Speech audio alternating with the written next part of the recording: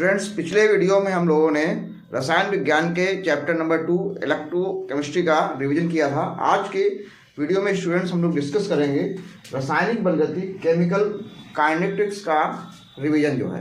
तो students, chemical kinetics का revision करने के लिए सबसे पहले हम लोग डिस्कस करेंगे अभिक्रिया की दर। तो अब रेट ऑफ रिएक्शन क्या होता है। जैसे कोई अभिक्रिया हो रही है, मान लिया अभिकारक है और उससे उत्पाद बन रहा है, तो प्रारंभिक मात्रा T बराबर 0 समय पर अभिकारक की मात्रा 100 ग्राम प्रति लीटर है।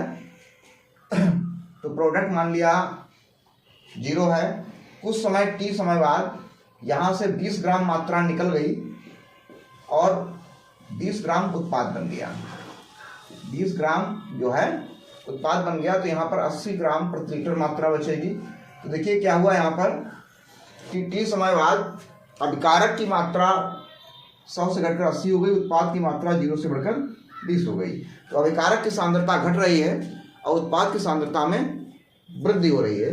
तो अभिकारक की सांद्रता या उत्पाद की सांद्रता में परिवर्तन को हम अभिक्रिया की दर से व्यक्त करते हैं। तो इस चैप्टर को पढ़ने के लिए हमें पता होना चाहिए अभिक्रिया की दर क्या होती है। अभिक्रिया की दर या वेग, अभिक्रिया की दर या वेग, रेट और वेलोसिटी ऑफ रिएक्शन क्या होता है। वेलोसिटी ऑफ रिएक्शन किसे कहते हैं। रेट और वेलोसिटी ऑफ रिएक्शन मीन्स होता है कि यदि कोई अभिक्रिया हो रही है तो अभिकारक या उत्पाद की सांद्रता में 1 सेकंड में या इकाई समय में होने वाला जो परिवर्तन होता है उसे हम अभिकारक या उत्पाद की दर, अभिक्रिया की दर कहते हैं। लिखेंगे प्लस माइनस अभिकारक या उत्पाद की सांद्रता में परिवर्तन बटे समयांतराल। ठीक है।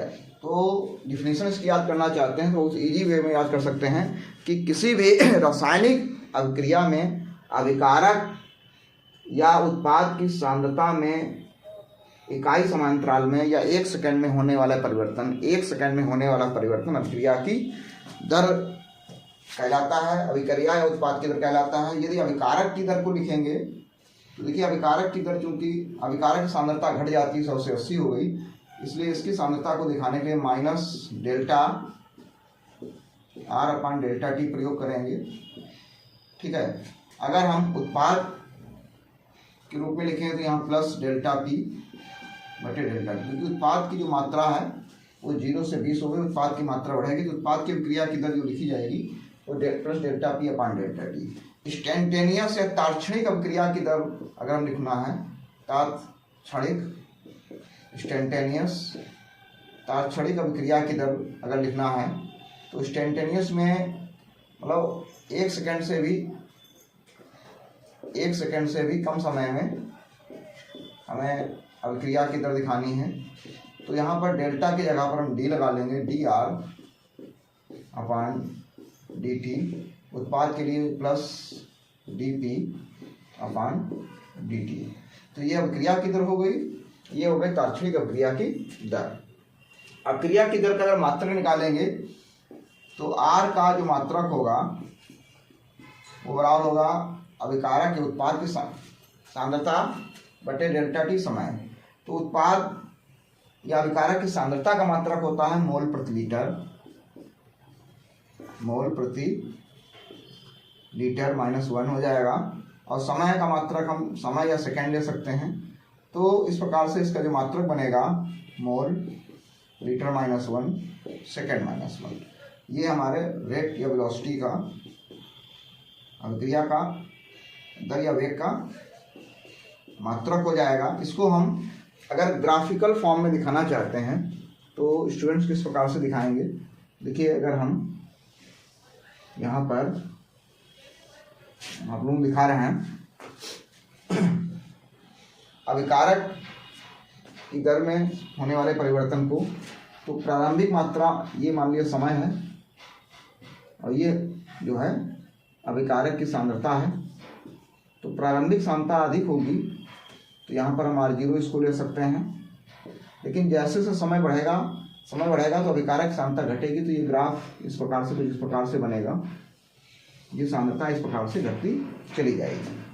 तो ये जो है यहाँ पर मान लिया कोई समय t1 था, इस t1 समय पर यह सांद्रता R1 थी। फिर समय बढ़ा, t2 आ गया।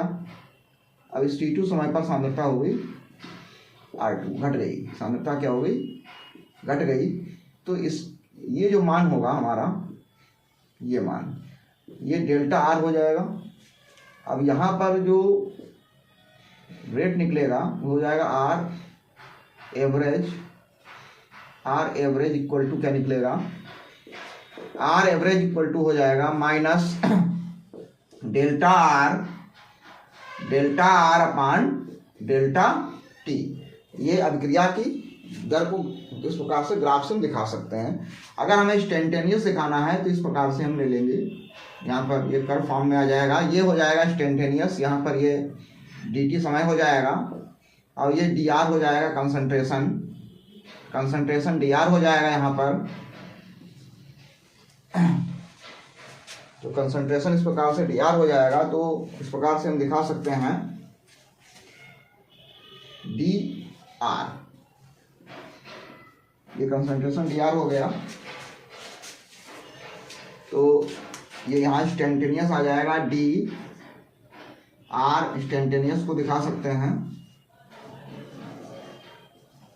माइनस डी आर बटे D T equal to minus लो या ढाल, माइनस ढाल। ठीक है, माइनस चिन्ह दिखा रहा है कि मान जो है समय के साथ घट रहा है। इसी प्रकार से हम उत्पाद के लिए भी दिखाएंगे। तो उत्पाद के लिए थोड़ा सा ग्राफ क्या होगा, चेंज होगा, ये इस प्रकार से जाएगा। यहाँ पर सांद्रता बढ़ेगी समय के साथ में। तो मान लिया ये समय t हो गया, ये सांद्रता, उत्पाद सांद्रता में परिवर्तन t हो गया। तो मान लिया ये t1 समय पर इस प्रकार से कंसंट्रेशन उत्पाद का t1 समय पर ये t1 हो गया, और समय बढ़ा, जब t2 हुआ तो कंसंट्रेशन बढ़ के ये हो गया p2।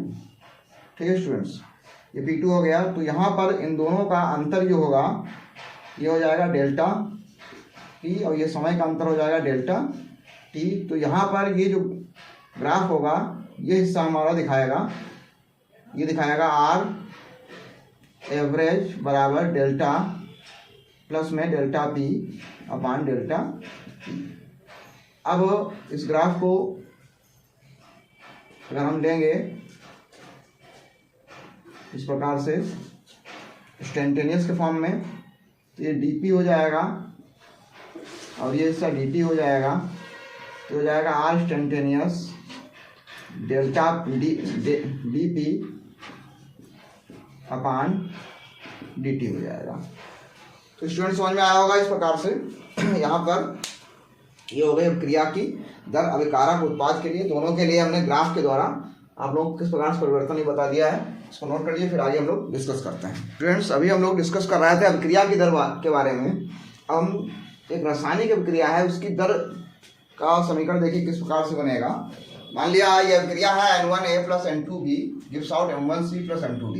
तो इसके लिए जब दर का समीकरण बनाएंगे तो लिखा जाएगा R बराबर N, जो आगे संख्या स्टाइकोमेट्रिक गुणांक होता है वो नीचे चला जाएगा, N1 हो जाएगा 1/N1, और delta A upon delta T instantaneous के रूप में लिखेंगे, D इंस्टेंटेनियस के रूप में लिखेंगे तो डेल्टा के यहाँ पर D शब्द लगा देंगे, बराबर प्लस जो है बराबर आएगा माइनस 1/N2 डेल्टा B अपान डेल्टा T।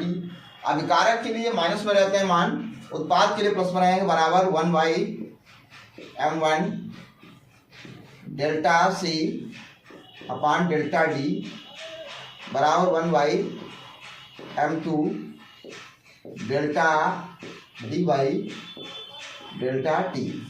अब इसको कुछ उदाहरण के द्वारा हम लोग समझने का प्रयास करते हैं।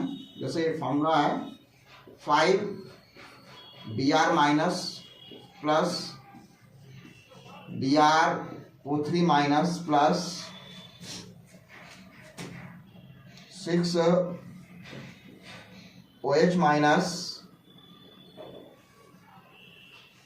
3 OH माइनस हो, sorry 6 OH minus,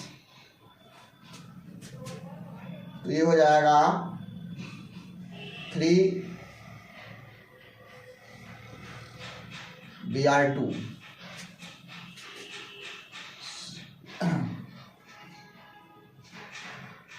6H plus होगा ये 3 Br2 plus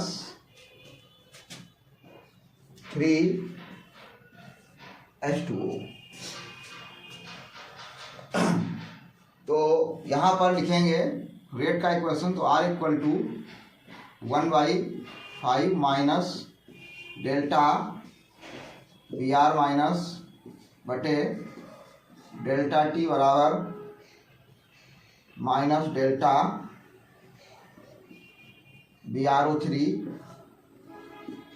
minus upon delta T बराबर -1/6 delta H plus upon delta T बराबर 1/3 डेल्टा Br2 बटे डेल्टा T बराबर 1/3 डेल्टा H2O अपान डेल्टा T। इस प्रकार से इस अभिक्रिया के लिए अभिक्रिया का दर व्यंजक हो जाएगा। इसी प्रकार से दूसरा उदाहरण लेते हैं। मान लिया 5NH3 प्लस 6O2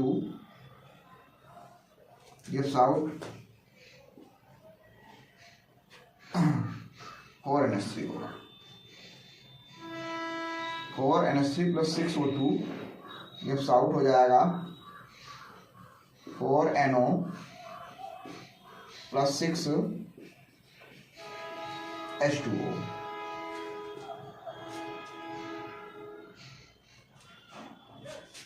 छः 4 10 5O2 4 3 12 6 4NO plus 6H2O 4NH3 plus 5O2। तो इसके लिए R का व्यंजक देखिए क्या बनेगा। R equal to -1/4 delta NH3 upon delta T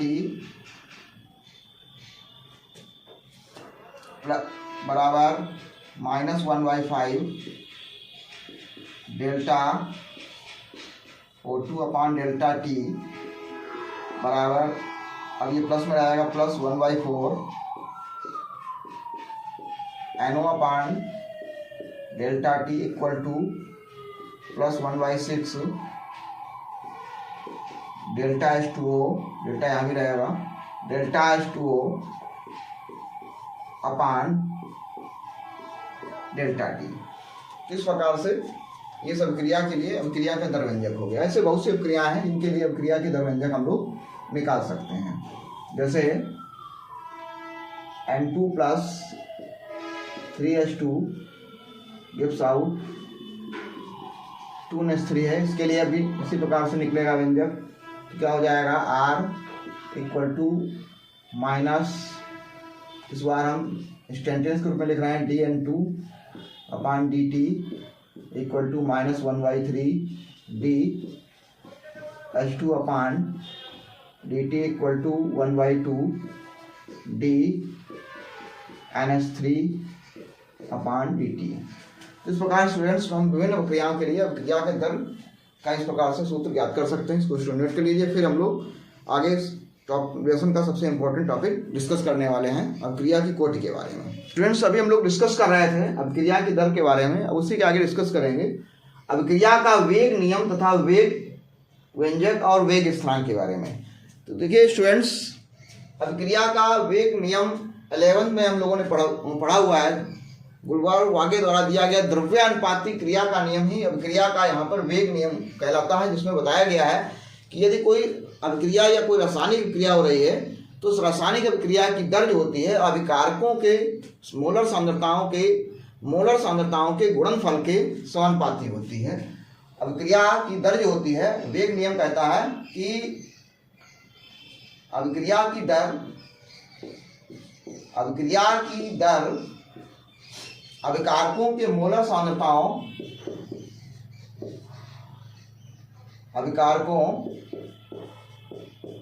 की मोलर सांद्रताओं के गुणनफल के समानुपाती होती है। गुणनफल के क्या होगी? समानुपाती होती है। ठीक है, इसे अभिक्रिया का वेग नियम कहते हैं। क्या कहते हैं? वेग नियम कहते हैं। अब मान लिया एक रासायनिक अभिक्रिया निम्न है, माना एक रासायनिक अभिक्रिया इस प्रकार से निम्न है। यहाँ पर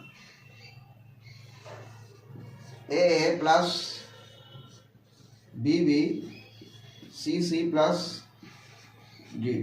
अतः वेग नियम से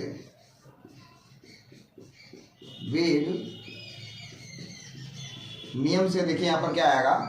वेग नियम के अनुसार वेग नियम क्या कहता है कि अभिक्रिया की जो दर है आर, अभिक्रिया की जो दर होगी वो अभिकारकों के मोलर सांद्रताओं के गुणनफल के समानुपाती। तो अभिकारक क्या हो गया यहाँ पर? ए है, तो ए की सांद्रता इंटू बी की सांद्रता।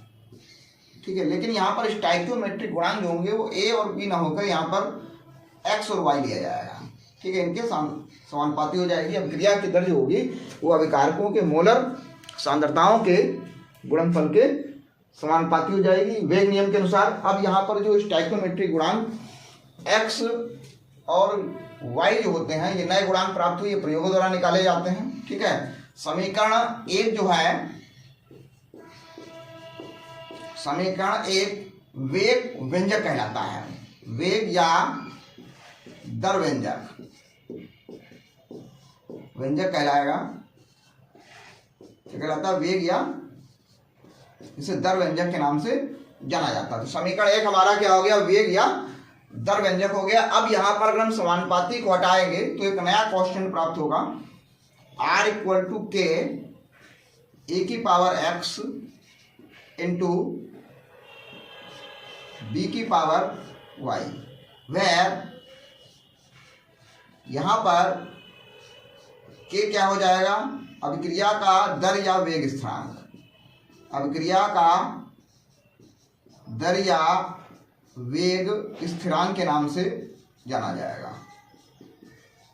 ठीक है, तो के यहाँ पर हो जाएगा दर या वेग स्थिरांक के नाम से जाना जाएगा। अब हम यहाँ पर के की वैल्यू निकालेंगे तो देखिए के का मान क्या आएगा।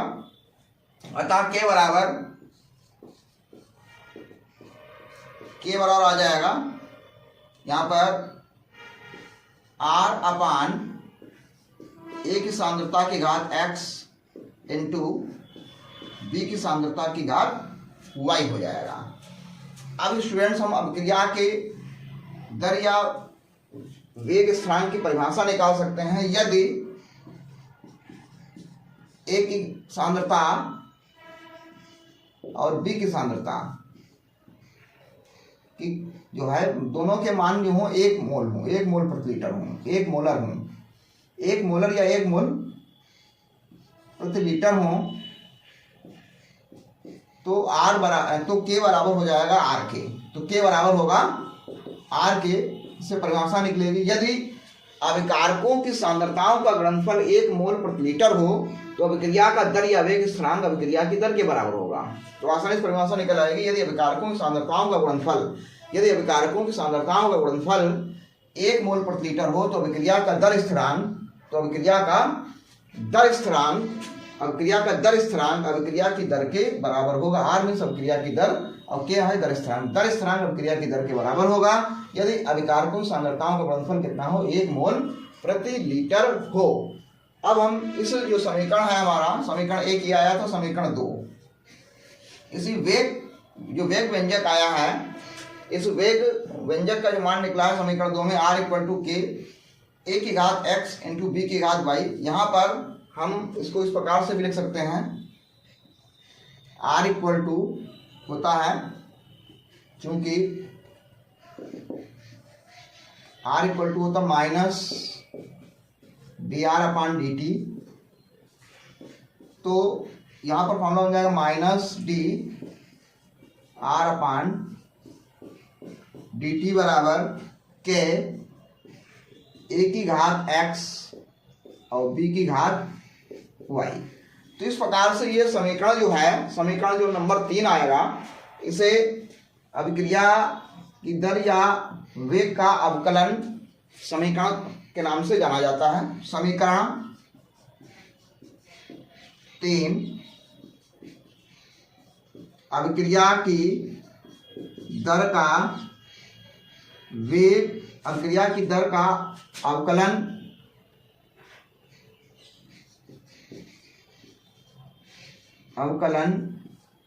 दर या वेग समीकरण, अवकलन दर या वेग समीकरण के नाम से इसको जाना जाता है। अब इसके आधार पर हम लोग यहाँ पर डिस्कस करेंगे अभिक्रिया की कोटि मीन्स ऑर्डर ऑफ रिएक्शन के बारे में। तो देखिए अभिक्रिया की कोटि बहुत ही इंपॉर्टेंट है। इस लेसन में सबसे ज़्यादा जो क्वेश्चन आता है वो अभिक्रिया की कोटि पर ही आता है, ऑर्डर ऑफ रिएक्शन, अभिक्रिया की कोटि। तो देखिए अभिक्रिया की कोटि की डेफिनेशन बहुत ही आसान है, इसी दर समीकरण से ही अभिक्रिया की कोटि का हम डेफिनेशन डिस्कस करेंगे। जो यहाँ पर फॉर्मूला बना हुआ है, R इक्वल टू के ए की सांद्रता घात x और b की सांद्रता की घात y। तो ये अभिक्रिया का दर समीकरण है। तो अभिक्रिया की दर समीकरण में सांद्रता पदों की घातों का योग, अभिक्रिया की दर समीकरण में प्रदर्शित अभिकारक की सांद्रताओं का घातों का योग अभिक्रिया की कोटि कहलाता है। याद हो गई स्टूडेंट, परिभाषा बहुत सरल है। अभिक्रिया की दर समीकरण में, अभिक्रिया की दर समीकरण में अभिकारकों की सांद्रता, अभिकारकों सांद्रता की घात का योग, घातांकों का योग या घात का योग अभिक्रिया की कोटि कहलाता है। तो अभिक्रिया की कोटि क्या होती है? अभिक्रिया की दर समीकरण में, अभिक्रिया की दर समीकरण में अभिकारकों की, किसकी? अभिकारकों की सांद्रताओं की घातांक का योग, घातांक का योग कोटि कहलाता है, अभिक्रिया की कोटि कहलाता है। अब यहाँ पर अगर कोटि निकालेंगे, अभिक्रिया की कोटि अगर निकालेंगे तो देखिए यहाँ पर अभिक्रिया की कोटि का मान किसके बराबर आएगा? यहाँ पर ये x है, अभिकारक a की सांतक घात और b की सांतक घात y है। तो यहाँ पर अभिक्रिया की कोटि जो हो गई x प्लस y हो गई। अब हम लोग जो मेन टॉपिक जो डिस्कस करने वाले हैं स्टूडेंट्स, अभिक्रिया की कोटि के बारे में। स्टूडेंट्स अभी हम लोग डिस्कस कर रहे थे अभिक्रिया की कोटि के बारे में, जिसमें बताया था अभिक्रिया की दर समीकरण में अभिकारक की सांद्रताओं, अभिकारक की सांद्रताओं की घातांकों का योग जो है अभिक्रिया की कोटि कहलाता है। तो अभिक्रिया की कोटि घातांक पर निर्भर करती है और ये मान जो होता है, घातांक जो होता है, प्रयोगों द्वारा निर्धारित मान है। तो अभिक्रिया की कोटि प्रयोगों द्वारा निर्धारित की गई है। तो सबसे पहले है शून्य कोटि की अभिक्रिया, जीरो ऑर्डर रिएक्शन, शून्य कोटि की अभिक्रिया। शून्य कोटि की अभिक्रिया अगर हम लिखेंगे तो शून्य कोटि की अभिक्रिया का मीन्स होता है कि ऐसी अभिक्रिया जिसकी अभिक्रिया की दर सांद्रता पर निर्भर नहीं करती है, उसे बोलेंगे हम शून्य कोटि की अभिक्रिया। ठीक है, मतलब अभिक्रिया के जब समीकरण लिखा जाएगा, माना एक शून्य कोटि की अभिक्रिया इस प्रकार से है, माना शून्य कोटि की अभिक्रिया निम्न है। किस प्रकार से है? R gives out P। तो यहां पर अभिक्रिया की जब दर लिखेंगे, अभिक्रिया की दर R बराबर के R की घात 0 रहेगा।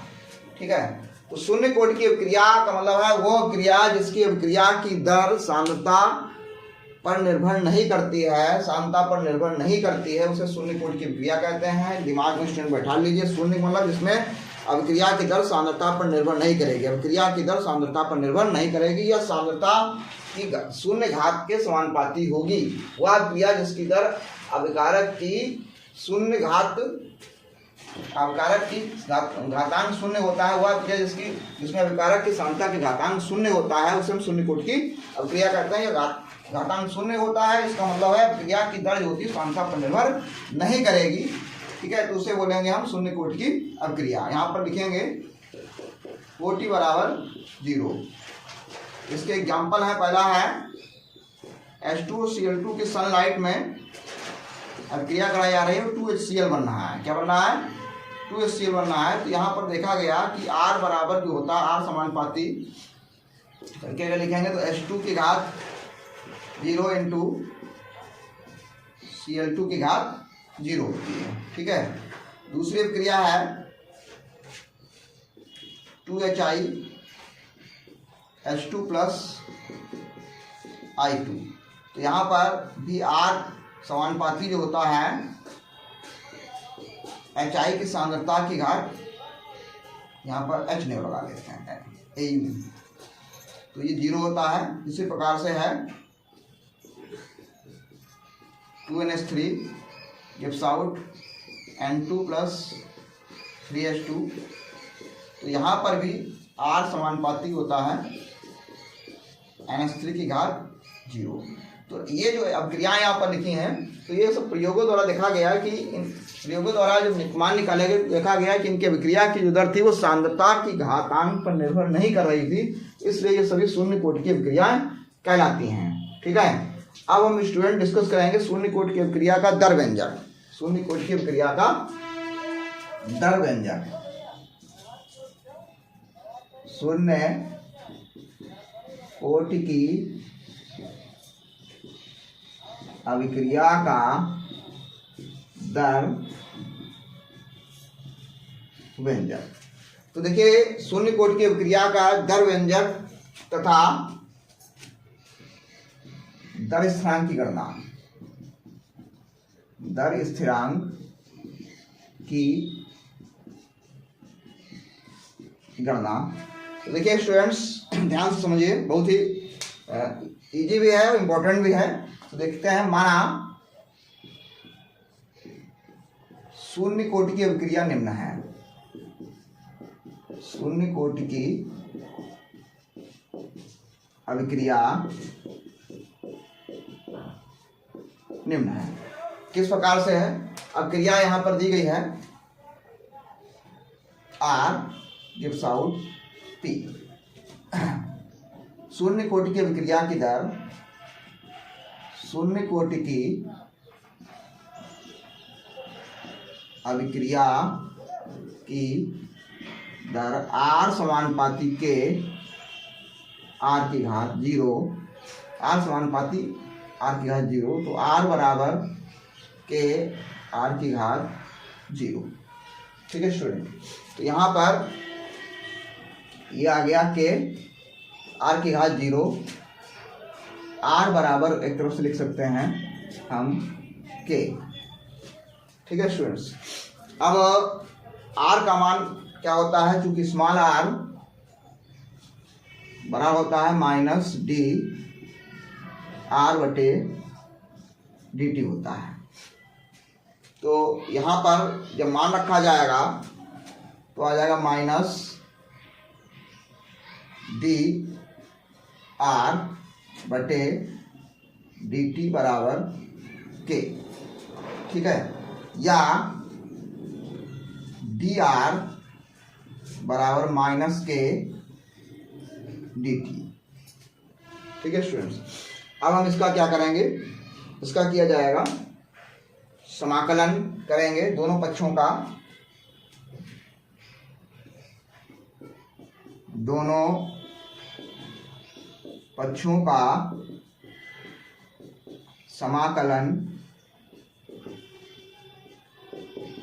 करने पर, तो जो दोनों पक्षों का समाकलन किया जाएगा तो हो जाएगा dr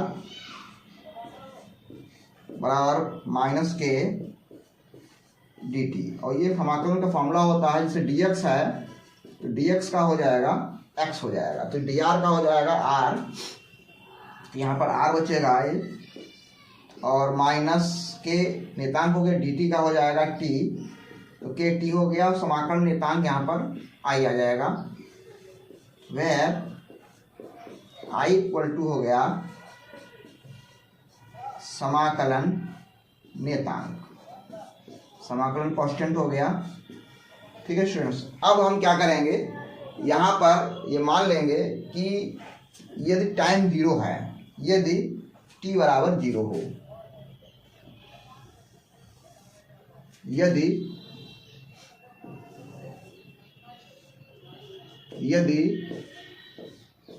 t बराबर 0, तो इसको समीकरण 1 मान लेते हैं। समीकरण 1 से यदि t बराबर 0 तो r का मान जो होगा r 0 होगा, क्या होगा, r 0 ले लेंगे, r का मान क्या लेंगे हम, r 0 लेंगे। तो समीकरण 1 से r की जगह पर लिखेंगे हम r0 बराबर माइनस के, और t का मान हो गया 0 प्लस i, तो यहाँ पर ये i का मान आ जाएगा r0, i का मान आ जाएगा क्या, r0 मान आ जाएगा। समीकरण 1 में हम अब i की जगह पर क्या लिखेंगे, r0 रखेंगे। समीकरण 1 में i का मान रखने पर, तो स्टूडेंट्स अब i का मान हम रखेंगे समीकरण 1 में, तो देखिए हमारा व्यंजक बन जाएगा r equal to minus K T plus r0, इस प्रकार से। ठीक है स्टूडेंट्स, अब हम माइनस के टी पक्षांतर कर लेंगे तो के टी आ जाएगा प्लस में, और ये r0 माइनस r हो जाएगा, r0 माइनस r हो जाएगा, ये समीकरण नंबर 2 मान लिया जाएगा। ये के टी और r0 माइनस r हो जाएगा, अतः k बराबर आएगा r0 माइनस r बटे t। ये जो समीकरण है, समीकरण नंबर, इसको हम 3 कर लेंगे। समीकरण 3 शून्य कोटि की अभिक्रिया का दर समीकरण कहलाता है, दर व्यंजक कहलाता है। इसकी सहायता से दर स्थान की गणना कर सकते हैं। समीकरण 3 शून्य कोटि की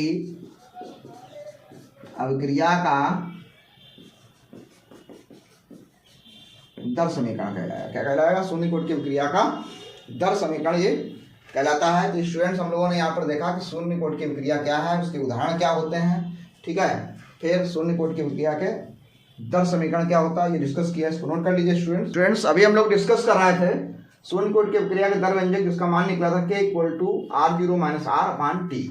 अब इसके आधार पर निकालेंगे शून्य कोटि की अभिक्रिया की अर्धायु। तो देखिए, अर्धायु का मतलब होता है कि कोई भी अभिक्रिया हो रही है तो उसकी प्रारंभिक मात्रा से आधी मात्रा विघटित होने में जो समय लगता है उसे हम अभिक्रिया की अर्धायु कहते हैं। जैसे r है, से प्रोडक्ट बनना है, यहाँ पर 100 ग्राम मात्रा ली और मान लिया जो है 50 मिनट में ये मात्रा बदलकर 50 ग्राम उत्पाद बन गया, तो यहाँ कितनी मात्रा बचेगी? 100 माइनस 50 बराबर 50 ग्राम बचेगी। 50 ग्राम उत्पाद में बदल गई। तो प्रारंभिक मात्रा की आधी मात्रा विघटित होने में जितना समय लगा, जैसे यहाँ 50 मिनट लगे, तो 50 मिनट उसकी अर्धायु कहलाएगी। तो अर्धायु शून्य कोटि की अभिक्रिया के लिए किस प्रकार से निकाली जाएगी? तो लिखा जाएगा, माना प्रारंभिक सांद्रता बराबर क्या हो गई? r0, ठीक है। t हाफ समय बाद सांद्रता R बराबर हो गई R0/2। तो इसको समीकरण 1 मान लेते हैं। यहाँ पर समीकरण 1 से K बराबर R0, R की वैल्यू देंगे R0/2, R0/2 अपान T। तो हल करेंगे तो K बराबर आ जाएगा R0/2T। इसका मतलब जो है अभिक्रिया की जो दर है, शून्य कोटि की अभिक्रिया का दर स्थिरांक है कि वो अभिक्रिया की प्रारंभिक सांद्रता पर टी हाफ, सॉरी यहाँ पर टी हाफ हो जाएगा, ये टी हाफ होगा ये। लेकिन अभिक्रिया का दर स्थिरांक जो होता है वो अभिकारक की प्रारंभिक सांद्रता पर निर्भर करता है। अभिक्रिया का दर स्थिरांक प्रारंभिक सांद्रता पर निर्भर करता है, या इसके अर्धायु का फॉर्मूला लिखेंगे तो टी हाफ बराबर आएगा R0/2K हो जाएगा। ये इसका फॉर्मूला हो गया अर्धायु का। ठीक है, अब इसके लिए हम एक ग्राफ डिस्कस करेंगे। तो पीछे हम लोगों ने फॉर्मूला निकाला था R = -KT + R0। ठीक है, इस फॉर्मूले की सहायता से हम इसका ग्राफ बना सकते हैं तुलना करके y बराबर mx + c से। y = होता है mx + c, तो y हमारा हो गया R, m प्रवणता जो होती है वो -K हो गया नियतांक, t का मान हो गया x और c का मान हो गया हमारे पास R0 नियतांक होता है। तो देखिए यहाँ पर x अक्ष पर क्या है, t है, y अक्ष पर क्या है, सांद्रता है, और जो सांद्रता है उसका मान R0 नियत हो गया। यहाँ से ये हो गया R0 हमारा नियतांक हो जाएगा यहाँ पर। अब ये ढाल जो है माइनस के नीचे की ओर है, तो ये इस प्रकार से हो जाएगा, ये दिखाएगा हमारा ढाल को के बराबर, ये क्या हो गया, ढाल हो गया। ठीक है, ये नीचे की ओर है, ठीक है, ये नीचे की ओर इसलिए माइनस में लिखा जाएगा। तो ये जो है y बराबर mx + c के द्वारा हमने शून्य कोटि की अभिक्रिया को ग्राफ के द्वारा इस प्रकार से हम प्रदर्शित कर सकते हैं। इसके अलावा शून्य कोटि अभिक्रिया का K का मात्रक क्या होगा, शून्य कोटि के लिए K का मात्रक, शून्य कोटि की अभिक्रिया के लिए K का अगर मात्रक निकालेंगे तो बराबर होगा R का मात्रक, और R का मात्रक होता है मोल लीटर -1 सेकेंड -1। तो इस प्रकार से कंप्लीट हो गए शून्य कोटि की अभिक्रिया। अब स्टूडेंट हम लोग प्रथम कोटि की अभिक्रिया के बारे में विस्तार से स्टडी करेंगे। स्टूडेंट्स अभी हम लोग डिस्कस कर रहे थे शून्य कोटि की अभिक्रिया के बारे में, अब हम लोग डिस्कस करेंगे प्रथम कोटि की अभिक्रिया के बारे में। तो देखिए बताया गया कि माना प्रथम कोटि की एक अभिक्रिया है R गिव्स आउट P, तो अभिक्रिया की जो दर होगी वो R समानुपाती स्मॉल r में अभिक्रिया की दर स्मॉल r जो होगी वो अभिकारक की सांद्रता के 1 घात के समानुपाती होती है। मतलब वो अभिक्रिया जिसमें अभिक्रिया की दर सांद्रता की 1 घात के समानुपाती होती है, या एक सांद्रता पर निर्भर सांद्रता अभिकारक की एक सांद्रता पर निर्भर करती है, तो उसे बोलते हैं प्रथम कोटि की अभिक्रिया। मतलब वो अभिक्रिया जिसमें अभिक्रिया की दर अभिकारक की 1 घात के समानुपाती होती है उसे हम प्रथम कोटि की अभिक्रिया कहते हैं। 1 घात होगी तो प्रथम हो जाएगी, 0 घात होगी तो शून्य कोटि की अभिक्रिया हो जाएगी, घात 2 हो जाएगी द्वितीय घात के समानुपाती होती है तो उसे हम द्वितीय कोटि की अभिक्रिया, अगर घात 3 हो जाएगी तृतीय कोटि की अभिक्रिया। फिलहाल यहाँ पर हमें प्रथम कोटि की अभिक्रिया पढ़नी है। तो अभिक्रिया की जो दर है वो सांद्रता की 1 घात के समानुपाती होती है, समानुपाती हटा देंगे तो K आ जाएगा। ठीक है, ये अभिक्रिया की प्रथम कोटि की अभिक्रिया का दर समीकरण कह सकते हैं। ठीक है, अब यहाँ पर घात कोई घात नहीं है तो 1 मानी जाएगी, और जब घात 1 होगी तो यहाँ पर कोटि हो गई 1।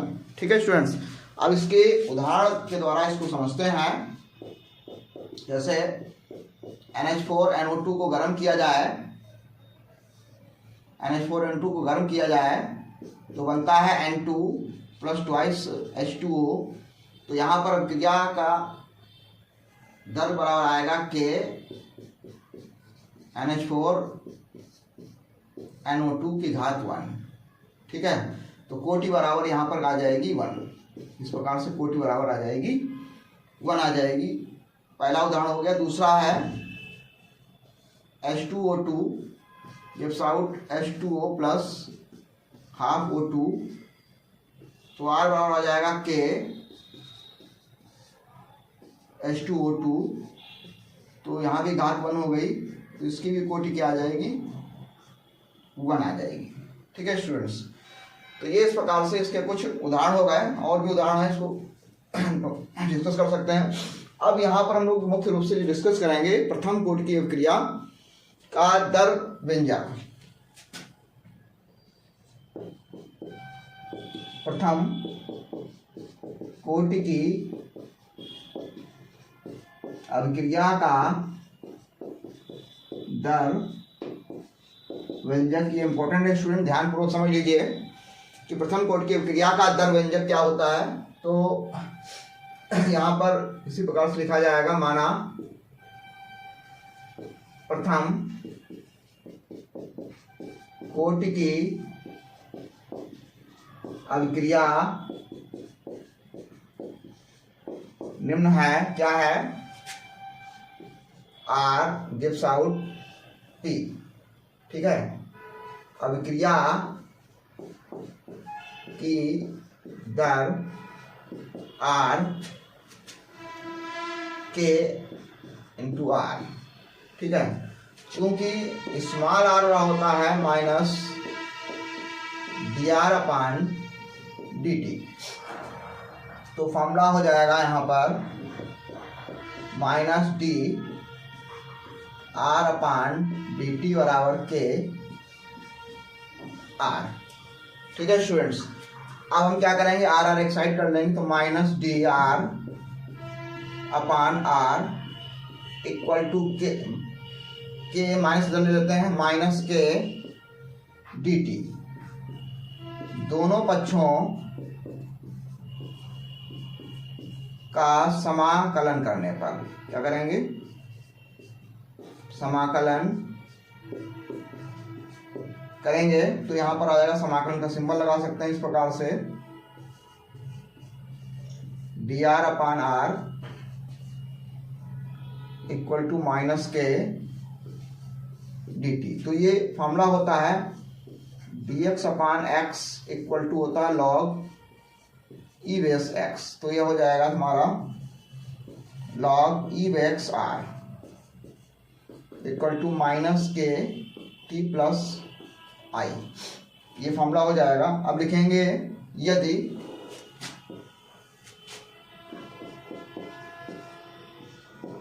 टी बराबर 0, तो यहाँ पर r का मान जो होगा r 0 होगा, इसको मान लेंगे हम समीकरण नंबर 1। समीकरण 1 से देखिए यहाँ पर ई बेस r की जगह पर हो जाएगा लॉग ई बेस r0 बराबर माइनस के, टी का मान हो गया 0 प्लस आई, तो ये आई की वैल्यू आ जाएगी log E base r0 equal to I आ जाएगा। आई का मान समीकरण 1 में रखने पर समीकरण 1 से लॉग ई बेस r बराबर minus K T plus log E base r0, ये समीकरण नंबर 2। इससे हम अभी ग्राफ बनाएंगे। ठीक है स्टूडेंट्स, अब हम क्या करेंगे, पक्षांतर करेंगे, तो आ जाएगा यहाँ पर के टी बराबर log E base r0 minus log E base r। इसको हम एक साथ लिख सकते हैं यहाँ पर के टी बराबर log E base r0 by r। ठीक है स्टूडेंट्स, अब लॉग ई बेस की वैल्यू होती है 2.303 लॉग 10 बेस, तो आ जाएगा, अतः के बराबर आ जाएगा 2.303 अपान T log 10 base r0 by r। ठीक है, ये स्टूडेंट मुख्य इक्वेशन बन गया हमारा अभिक्रिया की, प्रथम कोटि की अभिक्रिया का दर समीकरण का जो है। ठीक है, ये प्रथम कोटि की अभिक्रिया का दर समीकरण का मुख्य व्यंजक बन गया। अब हम लिख सकते हैं इस प्रकार से, यदि R0 बराबर हो जाए A व T समय बाद R का कंसंट्रेशन हो जाए A माइनस एक्स, तो फॉर्मूला एक नए टर्म में भी आ सकता है K equal to 2.303 upon T log 10 base A upon A minus X भी इसको लिखा जाता है। तो चाहे इस तरीके से लिख लें चाहे ऊपर वाले तरीके से लिख लें। ये दोनों जो समीकरण है ये हमारा समीकरण नंबर 3 और समीकरण नंबर 4, ये स्टूडेंट दोनों समीकरण प्रथम कोटि की अभिक्रिया के दर व्यंजक बोले जाते हैं। और यहाँ पर इन दोनों समीकरणों से अभिक्रिया की दर समीकरण की अभिक्रिया की दर स्थिरांक का मान हम निकाल सकते हैं प्रथम कोटि की अभिक्रिया के लिए।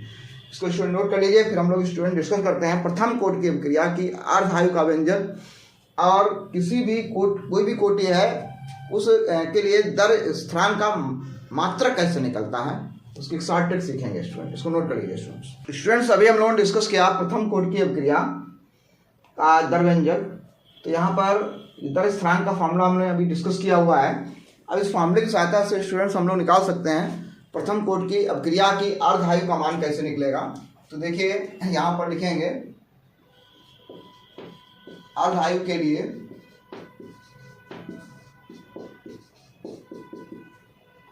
टी हाफ समय पर जो सांद्रता होगी R, उसका जो मान होगा वो प्रारंभिक सांद्रता का आधा हो जाता है।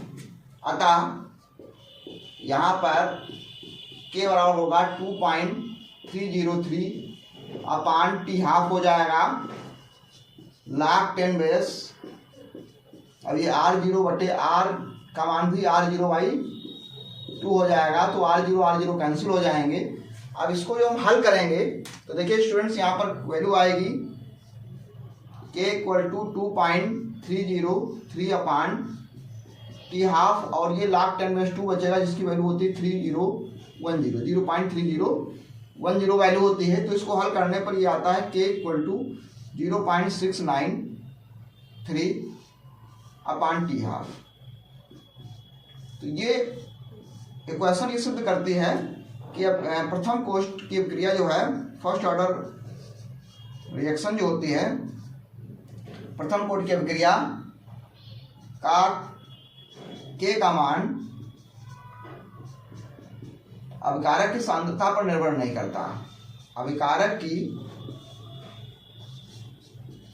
प्रारंभिक सांद्रता पर निर्भर नहीं करता। ये कई बार स्टूडेंट्स पूछा गया है, तो इसको तैयार कर लें, इम्पोर्टेंट है। ठीक है स्टूडेंट, तो ये हो गई प्रथम कोटि की अभिक्रिया का दर व्यंजक हो गया। अब इसमें ग्राफ बनता है यहाँ पर, जो अभी एक क्वेश्चन बना था, क्वेश्चन नंबर 2 बनाया था हम लोगों ने, log E base R equal to minus KT plus log 10 base R0। तो इस इक्वेशन से हम ग्राफ किस प्रकार से बनाएंगे इसकी तुलना करा देंगे हम लोग y equal to mx plus c से। तो y की वैल्यू आ गई log E बेस R। ठीक है स्टूडेंट्स, अब यहाँ पर m की वैल्यू हो गई माइनस k, t की वैल्यू हो गई x, t के यहाँ पर x है, और c की वैल्यू हो गई log E बेस, यहाँ E बेस होगा E बेस R0। ठीक है स्टूडेंट्स, अब देखिए यहाँ पर ग्राफ ड्रा करते हैं। तो x एक्सिस पर क्या है, x एक्सिस पर हो गया हमारा t, ये हो गया t। y एक्सिस पर क्या है, log E बेस R, ये हो गया log E base R। c क्या है, कांस्टेंट, तो ये कांस्टेंट हो गया यहाँ पर, ये दिखाएगी value log E base R0। और ये हमारी ढाल हो गया m इक्वल टू माइनस के इक्वल टू स्लोप, ये ढाल हो गया। ठीक है स्टूडेंट, इस प्रकार से ये प्रथम कोटि की अभिक्रिया के लिए ग्राफ भी निरूपण हो गया और ये अभिक्रिया की अर्धायु हो गई, जिसमें बताया गया अभिक्रिया की प्राइम सांद्रता अभिक्रिया की दर पर निर्भर नहीं करती है। तो इस प्रकार से स्टूडेंट हम लोगों ने डिस्कस किया यहाँ पर शून्य कोटि की अभिक्रिया, प्रथम कोटि की अभिक्रिया के बारे में। अब अभिक्रिया की आणविकता के बारे में हम लोग डिस्कस करेंगे यहाँ पर। स्टूडेंट्स अभी हम लोग डिस्कस कर रहे थे अभिक्रिया की कोटि के बारे में। अब इसका नेक्स्ट टॉपिक है अभिक्रिया की आणविकता, मॉलिक्यूलरिटी। तो देखिए मॉलिक्यूलरिटी या आणविकता क्या होती है। कोई भी रासायनिक अभिक्रिया हो रही है तो उस रासायनिक अभिक्रिया में टक्कर में भाग लेने वाले या संघट्ट में भाग लेने वाले जितने भी अभिकारी अणु होंगे, उन अभिकारी अणुओं की संख्या जो होती है वो अभिक्रिया की आणविकता कहलाती है। मतलब कोई भी रासायनिक अभिक्रिया हो रही है, जैसे यहाँ पर H2 + I2 रासायनिक क्रिया करके 2HI बना रहे हैं, तो यहाँ पर दो अणु भाग ले रहा है, एक हाइड्रोजन का और एक ऑक्सीजन का, आयोडीन का। तो यहाँ पर इसकी आणविकता जो हो गई वो क्या हो गई, आणविकता बराबर हो गई 2।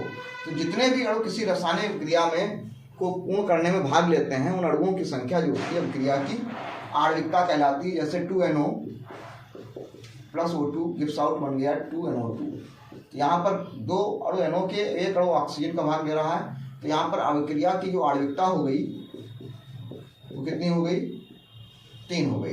तो कोई भी रासायनिक अभिक्रिया हो रही है तो उस रासायनिक अभिक्रिया में भाग लेने वाले, उस रासायनिक अभिक्रिया में संघट्ट में भाग लेने वाले अभिकारी अणुओं, परमाणुओं या आयनों की जो संख्या होती है वो उसकी अभिक्रिया की आणविकता कहलाती है। आणविकता इतनी इंपॉर्टेंट नहीं है, आणविकता और कोटि में अंतर आता है, अभिक्रिया की आणविकता और कोटि में अंतर।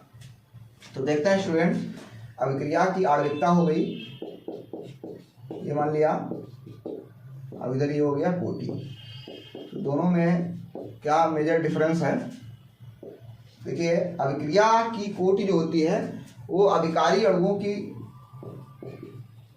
अभिकारक अणुओं की संख्या होती है, अणुओं या परमाणुओं या आयनों की संख्या होती है, ठीक है, अभिक्रिया की आणविकता। जबकि जो कोटि होती है वो अभिक्रिया के दर समीकरण में सांद्रता पद की घातांक का योग होता है, घातांक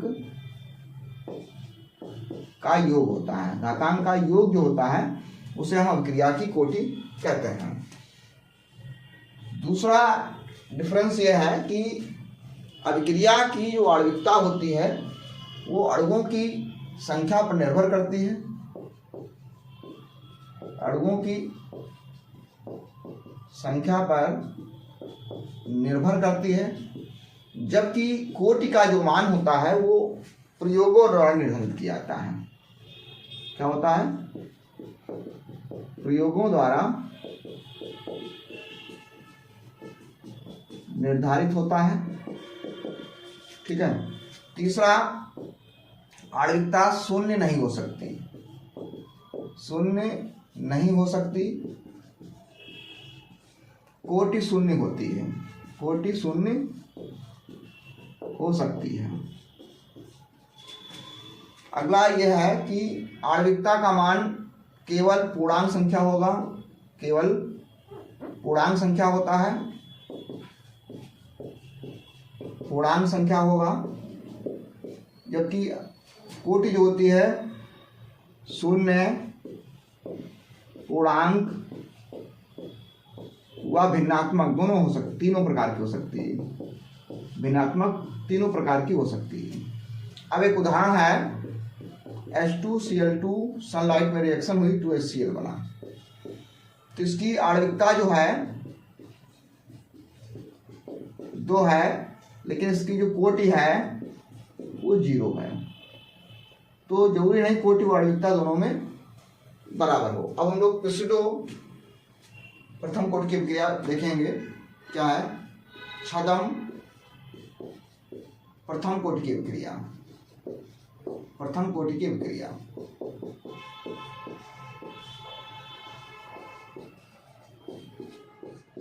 तो देखिए छदम प्रथम कोटि की अभिक्रिया एक ऐसी अभिक्रिया होती है जिसमें अणु तो दो होंगे लेकिन उसकी जो कोटि होगी वो एक होगी, CH3COO C2H5 का अम्लीय माध्यम में जल अपघटन कराया गया